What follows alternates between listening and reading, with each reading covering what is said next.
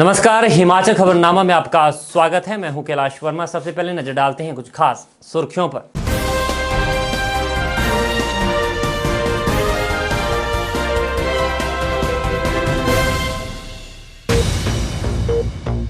प्रधानमंत्री नरेंद्र मोदी ने जन औषधि दिवस के अवसर पर प्रधानमंत्री भारतीय जन औषधि परियोजना के लाभार्थियों से किया संवाद।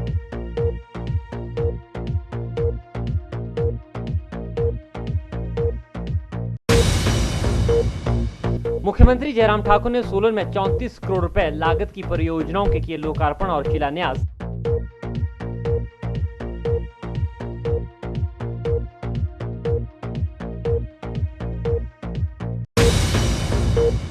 केंद्रीय वित्त राज्य मंत्री अनुराग ठाकुर ने कहा, वर्ष 2022 में मुख्यमंत्री जयराम ठाकुर के नेतृत्व में हिमाचल में फिर बनेगी भाजपा सरकार।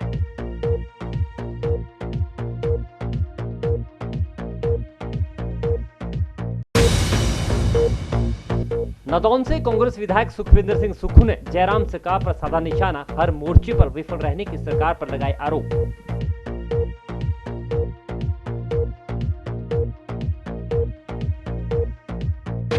सुर्खियों के बाद अब खबरें विस्तार से।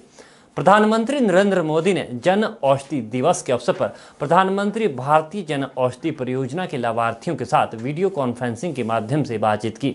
इस अवसर पर शिमला के रिज मैदान पर आयोजित कार्यक्रम में मुख्यमंत्री जयराम ठाकुर और केंद्रीय वित्त एवं कॉरपोरेट मामले राज्य मंत्री अनुराग ठाकुर विशेष रूप से उपस्थित रहे।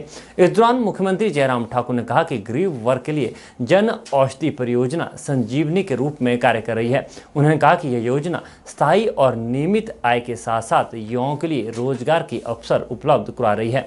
वहीं केंद्रीय वित्त राज्य मंत्री अनुराग ठाकुर ने कहा कि प्रधानमंत्री भारतीय जन औषधि परियोजना के तहत दवाएं औसत बाजार मूल्य की तुलना में 50 से 90% तक सस्ती होती है। इस दौरान अनुराग ठाकुर ने जयराम सरकार द्वारा पेश किए गए बजट को शानदार बताया। उन्होंने कहा कि कोरोना जैसी विपरीत परिस्थितियों के बावजूद बेहतरीन बजट पेश किया गया है। जन औषधि दिवस के अवसर पर प्रधानमंत्री नरेंद्र मोदी ने जन औषधि परियोजना के लाभार्थियों से संवाद किया। शिमला के रिज मैदान पर आयोजित इस कार्यक्रम में मुख्यमंत्री व केंद्रीय वित्त मंत्री अनुराग ठाकुर मुख्य रूप से उपस्थित रहे। प्रधानमंत्री ने जन औषधि परियोजना की लाभार्थी शिमला जिला के ठियोग उपमंडल के अंतर्गत सरोग गांव की निवासी कृष्णा वर्मा से बातचीत के दौरान अपनी पुरानी यादें साझा करते हुए कहा कि हिमाचल प्रदेश का प्रत्येक परिवार देवदूत के समान है।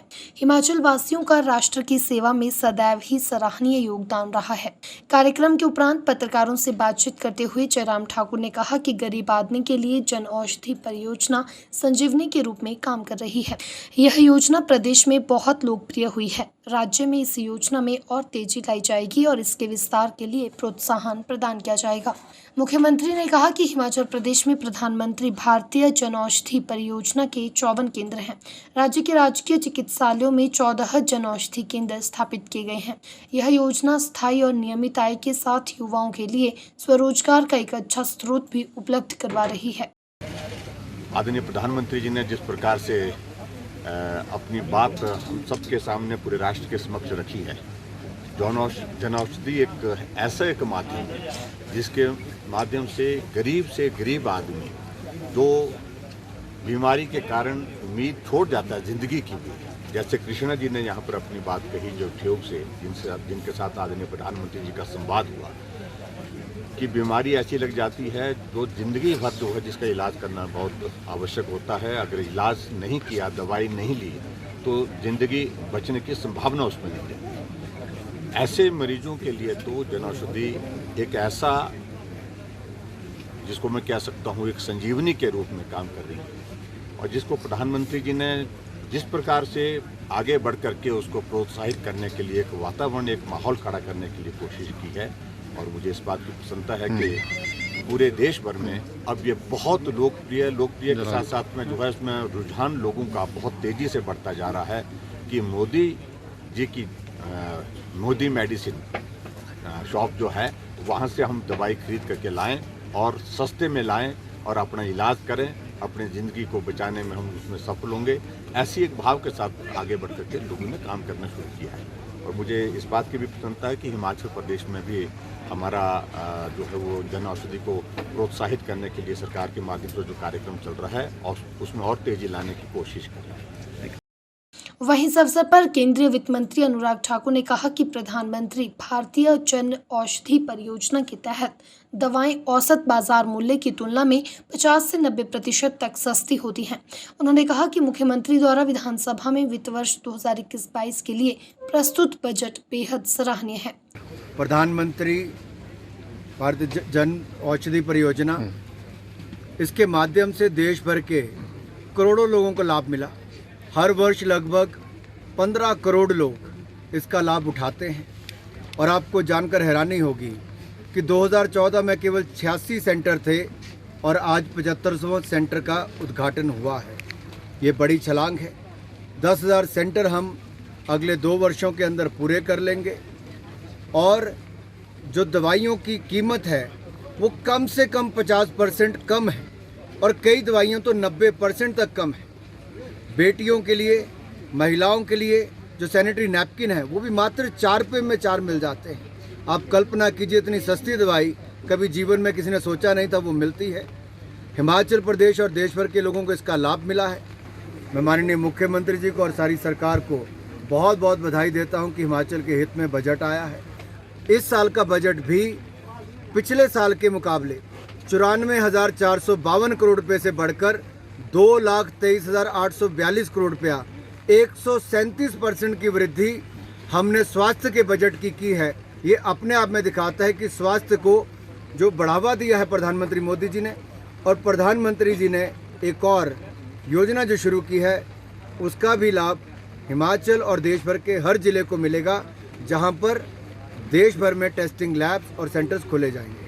इस अवसर पर शहरी विकास मंत्री सुरेश भारद्वाज, स्वास्थ्य एवं परिवार कल्याण मंत्री डॉक्टर राजेश सहजल, सांसद व प्रदेश भाजपा अध्यक्ष सुरेश कश्यप, एपीएमसी के अध्यक्ष नरेश शर्मा, नगर निगम शिमला के पार्षद, स्वास्थ्य सचिव अमिताभ अवस्थी, उपायुक्त शिमला आदित्य नेगी व अन्य गणमान्य लोग उपस्थित रहे। मुख्यमंत्री जयराम ठाकुर ने कहा कि सोलन शहर में नगर निगम के गठन से शहर का योजनाबद्ध और व्यवस्थित विकास सुनिश्चित होगा। उन्होंने कहा कि इससे यहां का पुराना वैभव और महत्व भी बना रहेगा। मुख्यमंत्री ने सोलन शहर के निवासियों द्वारा नगर परिषद सोलन को नगर निगम के रूप में स्तरोन्नत करने पर मुख्यमंत्री का आभार व्यक्त करने के लिए ठोडो मैदान में आयोजित अभिनंदन समारोह के दौरान लोगों को संबोधित करते हुए बोल रहे थे।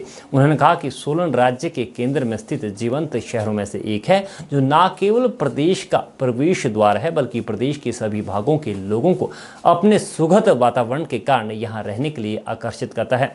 उन्होंने कहा कि इस कारण ही शहर के नियोजित और समुचित विकास को सुनिश्चित करने की आवश्यकता महसूस की गई और राज्य सरकार ने इसी कारण से सोलन की नगर परिषद को नगर निगम में स्तरोन्नत करने का फैसला लिया। मुख्यमंत्री जयराम ठाकुर ने सोलन में 34 करोड़ रुपए की लागत की विभिन्न परियोजनाओं के लोकार्पण और शिलान्यास किए। इस दौरान मुख्यमंत्री ने कहा कि वर्तमान प्रदेश सरकार ने लोकतंत्र की सबसे निचली व महत्वपूर्ण इकाई के संस्थानों में लोगों की सक्रिय भागीदारी सुनिश्चित करने के लिए राज्य में 412 नई ग्राम पंचायतें, 7 नगर पंचायतें और 3 नगर निगमों का गठन किया है। उन्होंने कहा कि सोलन, पालमपुर और मंडी में 3 नए नगर निगमों का गठन इसलिए महत्वपूर्ण था ताकि इन सभी शहरों का योजनाबद्ध और व्यवस्थित तरीके से विकास किया जा सके। राज्य सरकार के इस निर्णय से प्रदेश के इन सभी तीनों शहरों के लोगों की लंबे समय से लंबित मांग को पूरा किया गया है।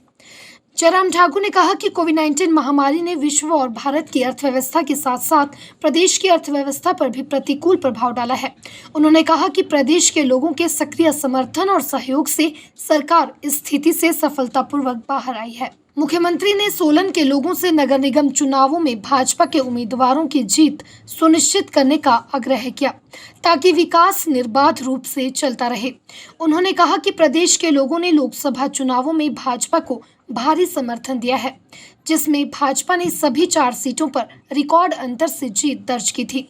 उन्होंने कहा कि इस दिशा में एक कदम और आगे बढ़ते हुए भाजपा को राज्य के सभी 68 विधानसभा क्षेत्रों में बढ़त हासिल हुई है, जो पूर्व में कभी नहीं हुआ था। उन्होंने कहा कि भाजपा ने विधानसभा के दोनों उपचुनावों और उसके पश्चात पंचायती राज संस्थाओं और शहरी स्थानीय निकायों के चुनावों में भी जीत दर्ज की है। मुख्यमंत्री ने कहा कि राज्य के लोग जनमंच, मुख्यमंत्री हेल्पलाइन 1100, सहारा योजना, गृहिणी सुविधा योजना, हिमकेयर जैसी अनेक योजनाओं से अत्यधिक लाभान्वित हुए हैं। मुख्यमंत्री ने कहा कि गत दिवस प्रस्तुत राज्य के वार्षिक बजट में समाज के सभी वर्गों के कल्याण के लिए प्रावधान किए गए हैं। उन्होंने कहा कि 65 से 69 वर्ष की आयु की वृद्ध महिलाओं को बिना किसी आयु सीमा के प्रति माह 1000 रुपए सामाजिक सुरक्षा पेंशन प्रदान की जाएगी। मुख्यमंत्री ने परिवहन नगर सोलन के लिए 2 करोड़ रुपए, सोलन में 3 नई पार्किंग के लिए 2 करोड़ रुपए और नगर निगम सोलन के 17 वार्डों को योजनाबद्ध विकास के लिए 2 करोड़ रुपए की घोषणा की। उन्होंने कहा कि नागरिक अस्पताल सोलन में सीटी स्कैन और डिजिटल एक्सरे संयंत्र स्थापित किया जाएगा। सोलन और कंडाघाट अस्पतालों में डॉक्टरों के पर्याप्त पद भरे जाएंगे। उन्होंने कहा कि कंडाघाट स्टेडियम और इंडोर स्टेडियम सोलन का कार्य शीघ्र ही आरंभ कर दिया जाएगा। उन्होंने कहा कि सोलन विधानसभा क्षेत्र के लोगों की सभी मांगों पर सहानुभूति पूर्वक विचार किया जाएगा। इससे पूर्व मुख्यमंत्री ने सोलन विधानसभा क्षेत्र में लगभग 34 करोड़ रुपए की विभिन्न विकासात्मक परियोजनाओं के लोकार्पण और शिलान्यास किए। मुख्यमंत्री ने कंडाघाट तहसील की ग्राम पंचायत सतड़ोल में 1 करोड़ 41 लाख रुपए की उठाऊ पेयजल योजना, बदरौन के संवर्धन कार्य और क्षेत्रीय अस्पताल सोलन में 93 लाख रुपए के कोविड आईसीयू केंद्र का लोकार्पण किया। मुख्यमंत्री ने जोगिंद्रा केंद्रीय सहकारी बैंक लिमिटेड के 3 करोड़ 93 लाख रुपए की लागत के मुख्यालय भवन, 15 करोड़ रुपए की लागत से गिरी नदी से सोलन शहर की उठाऊ पेयजल योजना के सुधार एवं स्तरोन्नयन कार्य, 3 करोड़ रुपए की लागत से सोलन विधानसभा क्षेत्र की ग्राम पंचायत धरोट व बसाल तहसील की विभिन्न बस्तियों के लिए उठाऊ पेयजल आपूर्ति योजना और 1 करोड़ 27 लाख रुपए की लागत की सोलन की जल आपूर्ति वितरण के चरण 2 के जीर्णोद्धार कार्य का शिलान्यास किया। इसके पश्चात मुख्यमंत्री ने स्वास्थ्य में सहभागिता योजना के अंतर्गत साई संजीवनी सुपर स्पेशलिटी अस्पताल सोलन का लोकार्पण किया। इस दौरान स्वास्थ्य मंत्री डॉक्टर राजीव सहजल ने कहा कि पिछले 20 वर्षों के दौरान क्षेत्र में सोलन शहर विकसित शहर के रूप में उभरा है। उन्होंने कहा कि मुख्यमंत्री जयराम ठाकुर के नेतृत्व में वर्तमान प्रदेश सरकार ने ही सोलन शहर को नगर निगम में स्तरोन्नत करने की लंबे समय से लंबित मांग को पूरा किया है। उन्होंने शहर के लोगों से आगामी नवगठित नगर निगम के चुनावों में सभी भाजपा उम्मीदवारों की जीत सुनिश्चित करने का आग्रह किया। वहीं इस दौरान सांसद और राज्य भाजपा अध्यक्ष सुरेश कश्यप ने कहा कि राज्य के गठन के समय केवल एक नगर निगम शिमला था और कांग्रेस सरकार ने इन 50 वर्षों के दौरान केवल एक नगर निगम धर्मशाला का गठन किया। उन्होंने कहा कि मुख्यमंत्री जयराम ठाकुर ने सोलन, मंडी और पालमपुर में 3 नए नगर निगम गठित किए ताकि राज्य के तेजी से विकसित हो रहे इन शहरों का योजनाबद्ध विकास सुनिश्चित किया जा सके। वहीं इस दौरान राज्य विधानसभा के पूर्व अध्यक्ष डॉक्टर राजू बिंदल ने सोलन शहर के लोगों को उनके प्यार और परोपकार के लिए आभार व्यक्त किया। उन्होंने कहा कि सोलन शहर देश का सबसे तेजी से विकसित हो रहा शहर है। उन्होंने कहा कि शहर का योजनाबद्ध विकास सुनिश्चित करने के लिए यह आवश्यक था कि शहर को निगम का दर्जा मिले। उन्होंने पिछली कांग्रेस सरकार पर सोलन शहर के लोगों के हितों की उपेक्षा करने का आरोप लगाया।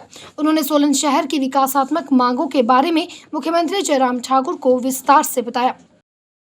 केंद्रीय वित्त राज्य मंत्री एवं सांसद अनुराग ठाकुर ने कहा कि साल 2022 में मुख्यमंत्री जयराम ठाकुर के नेतृत्व में एक बार फिर भाजपा सरकार बनाना हमारा लक्ष्य है। अनुराग ठाकुर भाजपा शिमला मंडल के प्रशिक्षण शिविर के समापन समारोह के दौरान बोल रहे थे। शिविर के समापन सत्र की अध्यक्षता शहरी विकास मंत्री सुरेश भारद्वाज ने की। अनुराग ठाकुर मुख्य वक्ता रहे। इस अवसर पर अनुराग ठाकुर ने कहा कि केंद्र और प्रदेश सरकार ने शानदार बजट पेश किया है। इसमें हर वर्ग का ख्याल रखा गया है। उन्होंने कहा कि कोविड काल में जिस प्रकार केंद्र सरकार ने प्रधानमंत्री नरेंद्र मोदी के नेतृत्व में कार्य किया वह सराहनीय है। प्रधानमंत्री गरीब कल्याण योजना भारत के लिए कल्याणकारी योजना सिद्ध हुई है। 90 करोड़ लोगों को मुफ्त राशन दिया गया। 20 करोड़ महिलाओं के खाते में 1500 रुपए की राशि डाली गई। हम सत्ता में आने के बाद भी ऐसा नहीं कि मंत्री जाके कहीं सो रहे, प्रधानमंत्री जी आराम कर रहे। प्रधानमंत्री जी ने कार्यक्रम खत्म किया, अभी प्रधानमंत्री जी का भाषण कलकत्ता में चल रहा होगा। रात को आके वापसी में हमारी पार्टी की मीटिंग होगी, कल से पार्लियामेंट सेशन शुरू हो रहा है। माननीय प्रधानमंत्री जी को कोविड के समय भी, जब दुनिया लॉकडाउन में चलेगी 24 मार्च 2020 में, तो 3 महीने मैंने इतने करीबी से देखा काम करते हुए, क्योंकि अमित शाह जी, निर्मला जी और मैं, हम तीनों ही रोज उनके घर पे होते थे। सुबह 9:30 से लेकर रात के 10 साढ़े 10 बजे तक मीटिंग्स होती थी। कैसे देश को लॉकडाउन से बाहर लाना है, कोविड से कैसे लड़ना है। देखिए, जहां हर व्यक्ति डरा हुआ था, कोई भविष्य नजर नहीं आता था इस बीमारी का इलाज क्या होगा, कौन इलाज निकाल पाएगा। मोदी जी के चेहरे पर कहीं ना कहीं दिमाग में चिंता होती होगी कि कैसे इतने बड़े देश को बचाना है, लेकिन कितना दृढ़ निश्चय होगा, कितना अपने आप में विश्वास होगा, कितने भारतीयों में विश्वास होगा जिन्होंने कहा आपदा में अवसर ढूंढने हैं।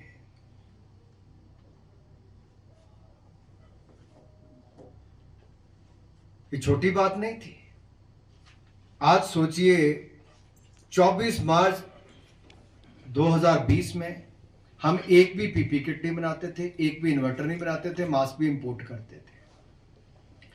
3 महीने के अंदर भारत ने 5 लाख पीपी किट्स एक दिन की बनानी शुरू कर दी, लाखों मास्क बनाने शुरू कर दिए, इन्वर्टर्स यहां बनाने शुरू कर दिए, और यहां तक कि जो दुनिया के गिने चुने 2-3 देश कर पाए, हमने कोविड वैक्सीन भी 2 बनाकर दुनिया के 130 देशों को भेजने का काम किया है।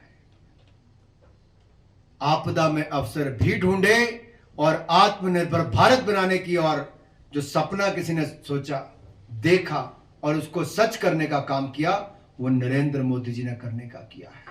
ये है हमारा नेतृत्व, ये है हमारी ताकत, ये है जो बढ़ाता है हमारी विश्वसनीयता को। ग्रामीण विकास एवं पंचायती राज मंत्री वीरेंद्र कंवर ने कहा कि प्रदेश में 15वें वित्त आयोग के तहत पंचायती राज प्रतिनिधियों के लिए 327 करोड़ रुपए की पहली किस्त जारी कर दी गई है, जिसके तहत नवनिर्वाचित प्रतिनिधि अपने क्षेत्र का विकास कर सकेंगे। पंचायती राज मंत्री शिमला ग्रामीण के सुन्नी क्षेत्र में आयोजित कार्यक्रम के दौरान बोल रहे थे। इस अवसर पर उन्होंने 2 करोड़ 50 लाख रुपए की लागत से सुन्नी हरि गौ सदन का शिलान्यास किया। उन्होंने बताया कि जिला शिमला में यह पहला अत्याधुनिक गौ सदन होगा। उन्होंने अधिकारियों को निर्देश दिए कि 90 दिन के भीतर इस सदन का कार्य पूरा करें, ताकि मुख्यमंत्री जल्द से जल्द इसे लोगों को समर्पित कर सके। हिमाचल प्रदेश की सरकार आते ही माननीय मुख्यमंत्री जी ने गौ सेवा आयोग की जहां स्थापना की, वहीं साथ में ये कहा कि हम इसका संरक्षण भी करेंगे, संवर्धन भी करेंगे। हमने हिमाचल मूल की जो पहाड़ी गाय है, जो 5000 और 5000 से फीट से ऊपर जो है वो रहती है, और वो उसका जो दूध है वो अमृततुल्य है। उसका संरक्षण करने के लिए एक प्रोजेक्ट बना है जिसको गौरी नाम से जो है वो हमने जो ब्रांड किया है। उस पहाड़ी गाय का जो प्रोजेक्ट बना करके हमने केंद्र को भेजा था, उसके ऊपर 10 करोड़ रुपए जो है वो खर्च हो गए। कल ही मुझे केंद्र से जानकारी मिली है कि ये बहुत बड़ा प्रोजेक्ट जो है वो हिमाचल प्रदेश के लिए जो है वो स्वीकृत हुआ है। इसकी स्वीकृति से जहाँ हिमाचल की जो एक पहचान है, गौरी गाय जो है वो, उसका संरक्षण होगा, और उसका जो दूध है और उसकी जो उसमें जो है वो बढ़ोतरी भी होगी। उसको संवर्धन करने में जो है वो अच्छी नस्ल तैयार करने में जो है वो हम कामयाब रहेंगे। नदौन से कांग्रेस विधायक व पूर्व कांग्रेस प्रदेशाध्यक्ष सुखविंदर सिंह सुक्खू ने जयराम सरकार पर तीखा हमला बोला है। उन्होंने आरोप लगाया कि भाजपा सरकार हर मोर्चे पर विफल रही है। कहा कि प्रदेश की जनता इस सरकार को सत्ता से उखाड़ फेंकेगी। सुखविंदर सिंह सुक्खू मंडी जिला के बल्ह में आयोजित युवा पंचायत प्रतिनिधि सम्मान समारोह में बोल रहे थे। कांग्रेस प्रदेशाध्यक्ष पद से हटने के बाद सुखविंदर सिंह सुक्खू का मुख्यमंत्री गृह जिले में यह पहला कार्यक्रम था। उन्होंने कहा कि मुख्यमंत्री सिर्फ अपने विधानसभा क्षेत्र सिराज तक सीमित होकर रह गए हैं। सिराज के अलावा कहीं विकास नहीं हो रहा है। ऐसा लगता है कि जयराम ठाकुर पूरे प्रदेश नहीं, सिर्फ सिराज के ही मुख्यमंत्री है। सुक्खू ने कहा कि मंडी जिले में अंतर्राष्ट्रीय हवाई अड्डा बनाना जयराम ठाकुर का ड्रीम प्रोजेक्ट है, जिसे वह अभी तक धरातल पर नहीं ला पाए हैं। सुक्खू ने कहा कि मंडी जिले का विकास सिर्फ कांग्रेस पार्टी की देन है। पहला कार्यक्रम है और मैं एक कांग्रेस का कार्यकर्ता हूं, कांग्रेस का सेवक हूं। मैं कोई पद प्राप्ति के लिए कार्य नहीं करता और ना ही मैं कभी पद प्राप्ति के लिए संघर्ष करता हूं। मैं उस विचारधारा का प्रतिनिधित्व करता हूं जिस विचारधारा का, वो कांग्रेस की विचारधारा, वो बलिदान की विचारधारा, जिसका प्रतिनिधित्व जब मैंने अपना छात्र जीवन शुरू किया था उस समय से ये प्रतिनिधित्व करता आया हूं। छात्र जीवन में हमने कई ट्रेनिंग प्रोग्राम हुए, हमने पाया अगर इस देश में कोई विचारधारा इस देश को एक सूत्र में बांध कर रख सकती है तो वो कांग्रेस की विचारधारा है। इसलिए कई लोग भावना वंश अपनी बात कह गए, पद की लालसा उसको होती है जिसने जीवन में त्याग ना किया हो।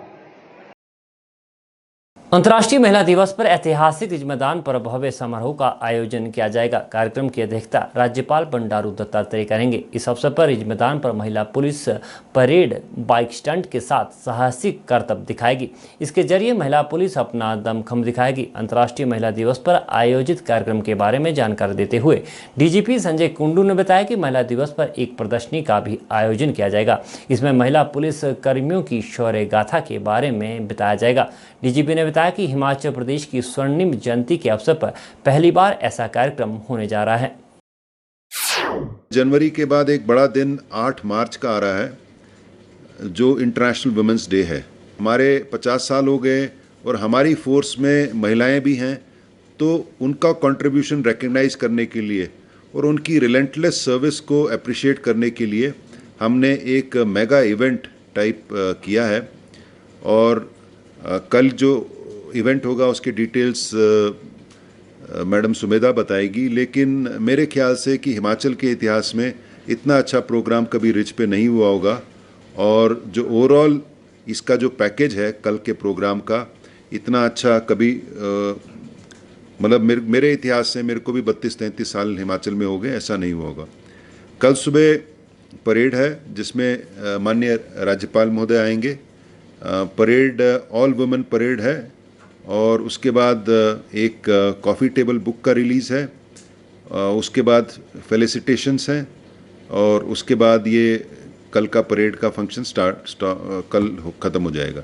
शाम को माननीय मुख्यमंत्री जी हमारे चीफ गेस्ट हैं और विमेन इन पुलिस इन हिमाचल प्रदेश, इस पर एक एग्जीबिशन है जो गेटी के नीचे वाला हॉल एग्जीबिशन है, वहाँ है। और शाम को उसके बाद ऑल वुमेन कल्चरल प्रोग्राम है। सुबह जो परेड है ऑल वुमेन परेड है और शाम को जो प्रोग्राम है ऑल वुमेन कल्चरल प्रोग्राम है। जैसे कि सर ने अभी बताया कि 3 इवेंट्स हमने सोचे थे, उसमें सबसे पहले सर ने फीमेल कॉप, वुमेन इन खाकी को सेलिब्रेट करने का सोचा। फर्स्टली मैं सभी फीमेल अधिकारियों की तरफ से पहले तो उसके लिए सर का थैंक्स करना चाहूँगी। इसको एग्जीक्यूशन की जिम्मेवारी भी सर ने सभी फीमेल महिला अधिकारियों को दी है। हम लगभग 14 अधिकारी हैं जिसे मैं लीड कर रही हूँ। मैं और मेरी टीम ने ये कोशिश की है कि हम फीमेल कॉप को सेलिब्रेट कर पाएँ। Female cop represents almost 2300 of us, जिसमें लगभग 2100 से ज़्यादा हमारी कांस्टेबल्स हैं। अभी भी महिला अधिकारी गेजेटेड ऑफिसर्स हम सिर्फ 23 हैं और इसमें मैं प्रोबेशनर्स भी गिन रही हूँ। ये कंसेप्ट सर ने दिया और ये इस जर्नी में मैं आपको ये कहना चाहूँगी कि इस जर्नी में हमने ये रियलाइज़ किया कि हाँ, हमने अपनी प्रेजेंस मार्क की। 1973 में 3 महिलाएं आई थी, वो कंपैशनेट ग्राउंड पे आई थी। 1975 में पहला रेगुलर बैच आया था 28 लोगों का। और आज की जो हमारी जर्नी है, मतलब 1973 या 75 से लेकर आप देखिए कि हमने काफ़ी वृद्धि की है। आज आप महिला कॉप को देखेंगे तो आप उसको पीएसओ की फॉर्म में देख सकते हैं। वो वायरलेस ऑपरेटर है, इन्वेस्टिगेटर है, एसएचओ है, चौकी इंचार्ज है। एंड मैं कहना चाहूँगी जैसे इसी जर्नी में मैंने रियलाइज़ किया कि I am the first one जिसको regular charge DIG of a range का दिया गया है। मैं ये कहना चाहूँगी कि इस जर्नी में मैं और मेरी टीम ने ये रियलाइज़ किया कि yes, this was a glorious journey of a female cop. पहले वो एक फॉर्म जो थी या बहुत लिमिटेड वो थी, अब जो है वो हम हर तरह के फोरा पे आ रहे हैं, मतलब उसका हमारा जो है मैं कहूँगी कि दायरा जो है वो बढ़ता जा रहा है। और जैसे मैंने अभी कहा कि आप सबसे मेरी ये रिक्वेस्ट रहेगी कि जब तक कोई भी एग्जाम्पल जो है, जब तक वो किसी सबके पास नहीं पहुंचती, वो एक इंस्पिरेशन नहीं बन पाती। आप लोगों के माध्यम से मैं कहना चाहूँगी, और ऐसा भी नहीं है कि टैलेंट आज ही उपजा है, टैलेंट पहले नहीं, ये है कि अपॉर्चुनिटी बढ़ रही है, बट अपॉर्चुनिटीज़ और ज़्यादा बढ़नी चाहिए, क्योंकि फीमेल्स में टैलेंट है। समहाउ हम कभी भी फीमेल्स को ज़्यादा फिजिकल पार के साथ रिलेट नहीं करते, और पुलिस में बहुत ज़्यादा हम रिलेट करते हैं कि पुलिस और वो जो पार है, फिजिकल पार, बहुत ज़्यादा रिलेटेड है। सो एक काइंड ऑफ कन्फ्लिक्ट जो है सोसाइटी के बहुत बड़े एक भाग में ये है कि इसमें तो कन्फ्लिक्ट है। सो ये जो प्रयास है, ये कहने का प्रयास है कि इसमें कोई कन्फ्लिक्ट नहीं है, and females can deliver on all the forums including in police. ग्रामीण विकास एवं पंचायती राज मंत्री वीरेंद्र कंवर ने प्रजापति ब्रह्म कुमारी ईश्वरी विश्वविद्यालय सुन्नी के 50वें त्रिमूर्ति शिव जयंती महोत्सव के उपलक्ष्य पर आयोजित कार्यक्रम में शिरकत की। उन्होंने कहा कि ब्रह्म कुमारी विश्व में महिलाओं की सबसे बड़ी स्वैच्छिक संस्था है, जो समाज सेवा के साथ साथ भारतीय जीवन मूल्यों को स्थापित करने के लिए समर्पण भाव से कार्य कर रही है। उन्होंने इस कार्य से जुड़े सभी सदस्यों को शुभकामनाएं दी। उन्होंने कहा कि समाज में मूल्य शिक्षा, आध्यात्मिक ज्ञान व सहज राजयोग की शिक्षा प्रदान कर सम्मान का उत्थान और चरित्र निर्माण करना ब्रह्म कुमारी समाज का मूल्य उद्देश्य है। शिमला के रोटरी टाउन हॉल में हिमालय साहित्य एवं संस्कृति मंच द्वारा पुस्तक विमोचन समारोह एवं कवि गोष्ठी का आयोजन किया गया। कार्यक्रम के दौरान लेखक सतीश रतन के गजल संग्रह रात को रात कहो और लेखक आत्मा रंजन के पंजाबी में अनुवादित कविता संग्रह पगडंडिया गवाह ने, जिसे पंजाबी मशहूर कवि डॉक्टर अमरजीत कोंके ने हिंदी से पंजाबी में अनुवाद किया है, का लोकार्पण किया गया। इस दौरान उपस्थित कवियों ने समाज से जुड़े विभिन्न मुद्दों पर कविता पाठ के माध्यम से प्रकाश डाला। बात शुरू हुई थी दिन को रात कहने से, बात शुरू हुई थी दिन को रात कहने से। किसानी बेहाल, मजदूर फटे हाल, रोजगार गधे के सिर से सींग की तरह गायब, अर्थव्यवस्था सबसे निचले पायदान पर, ऐतिहासिक किले और इमारतें, रेल और एयरपोर्ट, बैंक और बीमा, फोन, बिजली और पानी बेचता आत्मनिर्भर भारत। लेखक सतीश रतन ने बताया कि रात को रात कहो गजल संग्रह में उन्होंने वर्तमान समाज के परिदृश्य को दिखाने की कोशिश की है। उन्होंने कहा कि यह संग्रह आर्थिक, सामाजिक और राजनीतिक समस्याओं व घटनाओं पर आधारित है। उन्होंने बताया कि इससे पहले 2012 में भी उनका एक गजल संग्रह प्रकाशित हो चुका है। उन्होंने उम्मीद जताई कि लोग इस गजल संग्रह को बेहद पसंद करेंगे। ये मेरा दूसरा गजल संग्रह है, रात को रात को हो। इससे पहला जो गजल संग्रह था वो मेरा 2012 में जो है वो प्रकाशित हुआ था।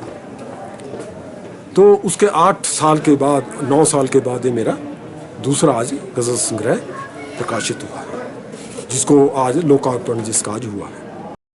वहीं लेखक आत्मा रंजन ने बताया कि उनके द्वारा लिखा गया पंगडंडिया गवाह है कविता संग्रह 2011 में प्रकाशित हुआ था, जिसके बाद इस कविता संग्रह का कई भाषाओं में अनुवाद किया गया। इसी तरह पंजाब के मशहूर कवि और अनुवादक डॉक्टर अमरजीत कोंके द्वारा इस कविता संग्रह का अनुवाद किया गया, जिसका आज प्रकाशन किया गया। उन्होंने बताया कि इस कविता संग्रह में सामाजिक सरोकार को लेकर व समकालीन जीवन की तमाम विसंगतियों पर प्रकाश डाला गया है। मेरी कविताएं सामाजिक सरोकारों को लेकर के हैं, जो आम आदमी की समस्याएं हैं, परेशानियां हैं, या समाज का जो सबसे अंतिम पंक्ति का मनुष्य है उसकी जो समस्याएं हैं, स्त्री है, बच्चे हैं, और समकालीन जीवन की तमाम जो विसंगतियां हैं उनको लेकर के कविता कहीं ना कहीं हस्तक्षेप करती है। उस पर इसमें कविताएं हैं। भारत विकास परिषद ने अपनी पुरानी कार्यकारिणी को भंग करके नई कार्यकारिणी का गठन किया है। नवगठित कार्यकारिणी में रवि उपवल को अध्यक्ष, कपिल महाशय को सचिव और ललित वर्मा को कोषाध्यक्ष पद की बागडोर सौंपी गई है। इस दौरान भारत विकास परिषद के नवनियुक्त अध्यक्ष रवि उपवल ने बताया कि नई कार्यकारिणी के गठन के बाद एक बैठक भी हुई, जिसमें भारत विकास परिषद की शिमला में संचालित प्रयोगशाला के विस्तारीकरण पर चर्चा की गई। बैठक के दौरान भारत विकास परिषद द्वारा पूर्व में किए गए कार्यों की समीक्षा की गई। वहीं आगामी कार्यक्रमों को लेकर रूपरेखा तैयार की गई। नई कार्यकारिणी बहुत तजुर्बेकार है और पिछली कार्यकारिणी ने जो बहुत अच्छा काम किया है उसको आगे बढ़ाने का काम सबसे पहली बात तो ये है। हमारी सबसे प्रीमियर संस्था जो लैब वो बहुत ही बढ़िया काम कर रही है। कोविड के होने के बावजूद भी उन्होंने बहुत अच्छी परफॉर्मेंस की है, बहुत अच्छी सेवाएं दी हैं। उसको आगे बढ़ाने के बारे में विचार चल रहा है, जिसके बारे में आगे सोचा जाएगा। इसका कैपेसिटी कैसे बढ़ाई जाए, इससे हम जनता को और बेहतर सेवाएं कैसे दे सकते हैं, उसके बारे में विचार होगा। और इसके अतिरिक्त जो हमारे प्रमुख कल्प जो इस भारत विकास परिषद के कार्यक्रम रहते हैं वो सब तो जैसे हमेशा चलते रहे, इस बार भी चलेंगे। इसके अतिरिक्त और भी हम अन्य कार्यक्रम इसमें शामिल करना चाहेंगे। बहुत सारे साथियों का विचार है कि हम ऐसे लोगों को चुने जिनकी बच्चियों को विवाह के लिए किसी तरह का सहयोग की ज़रूरत हो, उनको ढूंढा जाए और उनको मदद की जाए। उसके अतिरिक्त स्कूल में बच्चों को सरकार की तरफ से उनकी फ़ीस माफ़ है, उनको यूनिफॉर्म मिलती है, लेकिन स्टेशनरी उनको खुद लेनी होती है, जिसके बारे में एक स्कूल पहले चुना गया है, लेकिन एक और स्कूल को और सोचा जाएगा जिसको और शामिल करें, उनको ये सेवाएं प्रदान करें। मुख्यमंत्री जयराम ठाकुर द्वारा विधानसभा में वित्त वर्ष 2021-22 के लिए प्रस्तुत बजट को शहर के वरिष्ठ नागरिकों ने मिला-जुला बजट करार दिया है। वरिष्ठ नागरिकों का कहना है कि सरकार ने बजट में स्वास्थ्य क्षेत्र को मजबूत करने और आउटसोर्स पर रोजगार उपलब्ध करवाने की दिशा में अहम फैसले हैं, जिसका वे स्वागत करते हैं। लेकिन कृषि बागवानी को सुदृढ़ करने और सड़क और पार्किंग सुविधाओं के लिए बजट में कोई खास प्रावधान नहीं किया गया है। शहर के वरिष्ठ नागरिकों ने सत्ता पक्ष और विपक्ष से बजट में रही खामियों पर सदन में सौहार्दपूर्ण माहौल में चर्चा करके खामियों को दुरुस्त करने की मांग की है। इस बजट में अगर तो इसको संक्षिप्त में बताएं तो ये एक बार ये बजट शायद पहली बार ऐसा बजट है कि इसमें आंकड़ों का जाल बिल्कुल नहीं है। अब जैसे रोजगार के लिए कुछ पद सृजन किए जाएंगे, कुछ कोई टारगेट होना चाहिए। अगर हमारे पास 11 लाख बेरोजगार हैं तो 1 लाख को रोजगार देंगे, 2 को देंगे, 4 को देंगे, टारगेट आना चाहिए था। इसी तरह टूरिज्म सेक्टर में कुछ नहीं है। टूरिज्म में क्या चीज़ बनाएंगे? टूरिज्म को प्रमोट करते, उसमें स्वरोजगार योजना लाते, उसमें खुद को बेरोजगारों को रोजगार मिलता, औरों को भी वो एम्प्लॉयमेंट दे सकते थे, तो और इससे हमारी स्टेट इनकम बनती। ऐसा उसमें कुछ नहीं दिखाया गया। शिमला शहर के लिए लिया जाए, पार्किंग की व्यवस्था के बारे में कुछ नहीं है। अगर आप इसमें इरिगेशन पब्लिक हेल्थ डिपार्टमेंट में देखें हम, तो उसमें गाँव के लिए, किसानों के लिए स्प्रिंकलिंग, ड्रिप इरिगेशन या पीने वाले पानी और इनके लिए चेक डैम के बारे में कोई ऐसी योजना लाते, ऐसा कुछ नहीं लाया। स्मॉल स्केल इंडस्ट्रीज़ है, यहाँ एप्पल होता है, दूसरे कीनू होता है और आंवला होता है, सारे फ्रूट्स होते हैं, वो प्रोड्यूस यहीं हो स्मॉल स्केल इंडस्ट्री में। उसमें किसानों को भी प्रमोट किया जा सकता था, उनको जॉब मिलती, आगे उनके बच्चों को, बेरोजगारों को जॉब मिलती और हमारी प्रोडक्शन यहीं स्मॉल स्केल में प्रोड्यूस होकर बाहरले प्रदेशों को जाती। ऐसा कुछ, ऐसी योजना यहाँ कुछ भी नहीं है। अच्छा बजट है। स्वास्थ्य के लिए उन्होंने 3000 करोड़ के करीब रखा है और बहुत अच्छा है। और सड़कों के लिए बजट रखा है और क्या जल प्रबंधन के लिए, इसके लिए बजट रखा है। तो ये एक मतलब अच्छा बजट है। और क्या कहते हैं, और हम ये चाह रहे थे कि भी कुछ सड़कों के लिए ज़्यादा होता। यहाँ पार्किंग की भी शिमला में समस्या है और बाहर कई शहरों में समस्या है, तो इनको पार्किंग के लिए भी काफ़ी बजट रखना चाहिए था। और बेरोज़गारी है, बेरोज़गारी के लिए जो है ना रोज़गार के अवसर प्रदान करने चाहिए थे। बजट में कुछ होना चाहिए था जिससे कि रोज़गार मिलता है, युवाओं को मिलता, रोज़गार मिलता है। बाकी जो है ना किसानों के लिए, बागवानों के लिए कोई कुछ सब्सिडी, कोई खाद में सब्सिडी, कोई और चीज़ों में सब्सिडी की घोषणा करते तो ठीक रहना था, मगर मिलजुल के बजट जो है ना ठीक है। मुख्यमंत्री जयराम ठाकुर द्वारा पेश किए गए बजट में पुरानी पेंशन बहाल न करने पर एनपीएस कर्मचारी संघ मुखर हो गया है। सरकार की बेरुखी से नाराज कर्मचारी संघ ने प्रदेश सरकार के खिलाफ मोर्चा खोल दिया है और शिमला उपायुक्त कार्यालय के बाहर धरने पर बैठ गए हैं। एनपीएस कर्मचारी संघ का कहना है कि भाजपा ने अपने चुनावी घोषणा पत्र में पुरानी पेंशन बहाल का वायदा किया था और मुख्यमंत्री ने कर्मचारियों के बीच आकर पेंशन बहाली के लिए कमेटी गठित करने की बात कही थी। ऐसे में एनपीएस कर्मचारियों को बजट से काफ़ी उम्मीदें थी, लेकिन मुख्यमंत्री ने सभी कर्मचारियों को निराश किया है। पुरानी पेंशन बहाल करने की मांग को लेकर न्यू पेंशन कर्मचारी महासंघ लगातार संघर्षरत है। अपनी इसी मांग को लेकर एनपीएस कर्मचारी महासंघ ने शिमला उपायुक्त कार्यालय के बाहर धरना प्रदर्शन किया।